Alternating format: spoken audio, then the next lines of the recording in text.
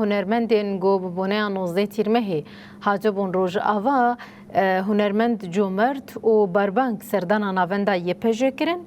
Hunermend ji aliyê berdevka YPJ Ruksen Mihemed û endamên Konseya Leşkerî hatin pêşwazî kirin. Di serdanê de hunermend comert axivî û behsa tekoşîna jinên Kurd li Rojava kir û got jinên Kurd roleke dîrokî û sereke di têkbirina hovîtiya Daişê de lîstin. Ev berxwedan bi taybet dibin sîwana YPJ de li Rojava bi pêş ket. Têkoşîna jina Kurd bala tevahî cîhanê kişand û bû sembola azadiyê. Bişre hunermend barbank jî axivê û ev tişt anî ziman. Yek û jiyanê li me bide qebûlkirin, yek û mafê gelê Kurd bide misogerkirin, yek ji wan jin e. Lewma divê jina Kurd peywira xwe baş biparêze. Herwiha berdevka YPJ Ruksen Mihemed jî axivê û ev tişt anî ziman. Em weke YPJ îdeolojiya ku pêrabûne ew îdeolojiya rêbertî bû. YPJ bi nav û deng bûye û ev îdeolojiya rêbertî û sekna gelê me bandor li me kiriye. Ev hêz ji bo me bûye sedema ku heta niha em li ser lingan mane.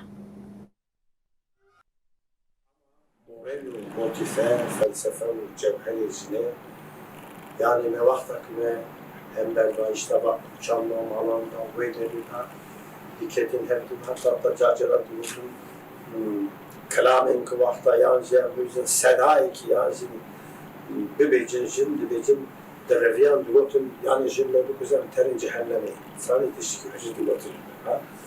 Şimdi bu işmen deradit evdiren men ne değil dünya bir kainat. Bu emel jiyani bide kabul kirin ve ku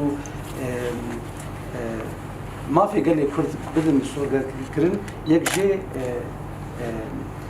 cepheyê ku jina Kurdê de cî digire divê ku em balê pir bikişînin ser vê xetê çi dibi bira bibe divê ku jina Kurd îro li vira Rojavayê Kurdistanê zextê ku tê kirin dixwaze vê berxwedana wê vê pêwira wê vê ku tiştê ku pêk anî bê hempa pêk anî îro dixwaze bi destê şanî